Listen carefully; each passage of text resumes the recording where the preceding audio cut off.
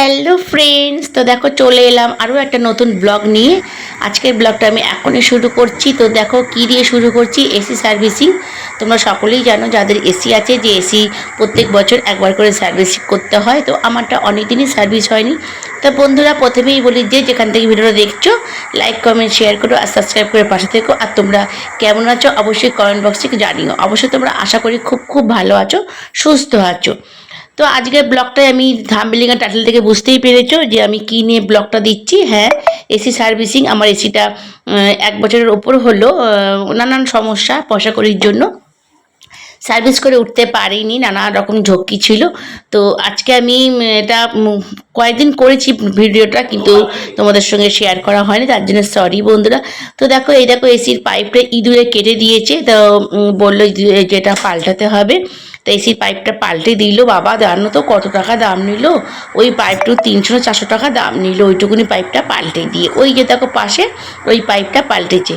আর এসিটাকে দেখো বন্ধুরা এমনভাবে খুলেছে যেন মনে হচ্ছে যে এসিটা পুরো ভাঙা, মানে ভেঙে ফেলেছে।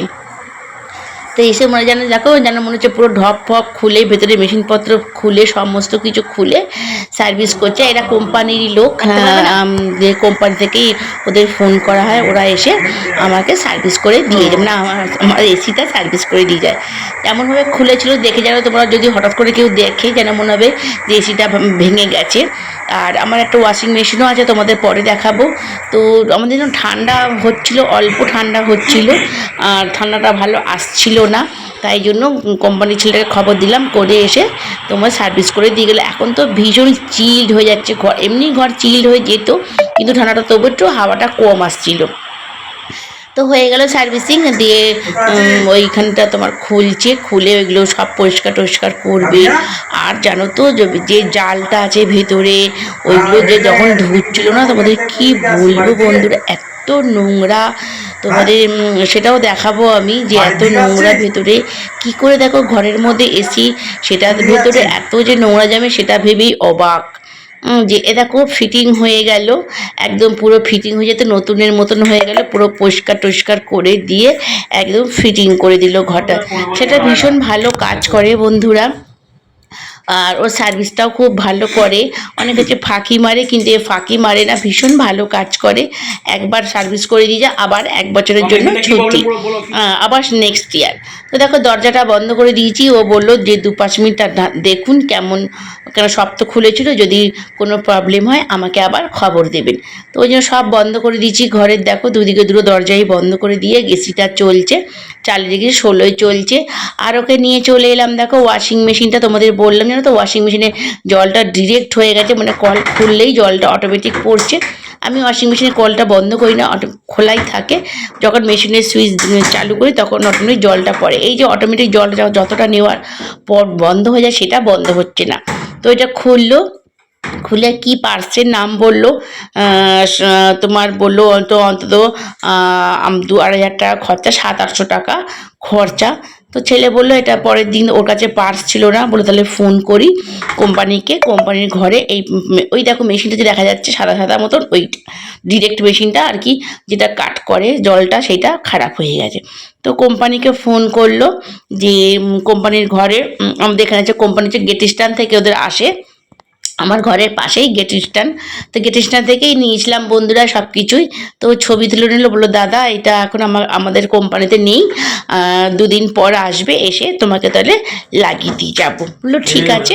তো আবারও ফিটিং করে এই যে দেখো এই মেশিনটা তো লাগিয়ে দিল, দিয়ে ফোন টোন ছবি তুলে নিয়ে গেলো, বললো পরের দিন আসবো। তো বন্ধুরা ভিডিওটা মনে হচ্ছে অনেকটা বড় হয়ে গেছে, আর বেশি লং করব না। এসি সার্ভিসিংটা দেখালাম, তোমরা সকলেই জানো যাদের এসি আছে যে সার্ভিস করতে হয়।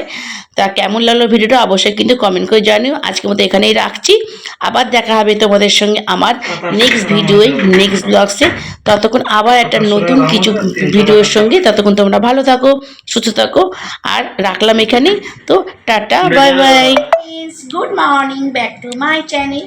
তো তোমরা যে যেখান থেকে ভিডিওটা দেখছো লাইক কমেন্ট শেয়ার করো, আর আমার পাশে থেকো। তো তোমরা কেমন আছো অবশ্যই খুব খুব ভালো আছো, সুস্থ আছো। আর আজকের ব্লগসটা কী নিয়ে সেটা তো বুঝতেই পেরেছো। এসি চলছে, তো এখন ভীষণ ঠান্ডা আসছে। আর এই যে একটা এসির হাওয়া আসে সকলেই জানো, হাওয়াটাও ভীষণ মিষ্টি লাগছে। তো কয়েকদিন আমাদের এসিটা ১ বছর সার্ভিস করা হয়নি নানান প্রবলেমে। তোমরা জানোই যে দোকান টোকান বন্ধ হয়ে গেছিলো, ছেলের কাজ টাজ তখন ছিল না। তো ভগবানের কৃপায় এখন মোটামুটি ঠিক আছি। তো ওই জন্য এসিটা সার্ভিস করতে এসেছিল। তো ওই পাইপটা না ইঁদুরে কেটে দিয়েছিল, বুঝতেই পারছো। ওই যে দেখো সাদা পাইপটা, ওই যে মোটার নিচে সাদা পাইপটা ইঁদুরে কেটে দিয়েছিল, সেটা পাল্টে দিল।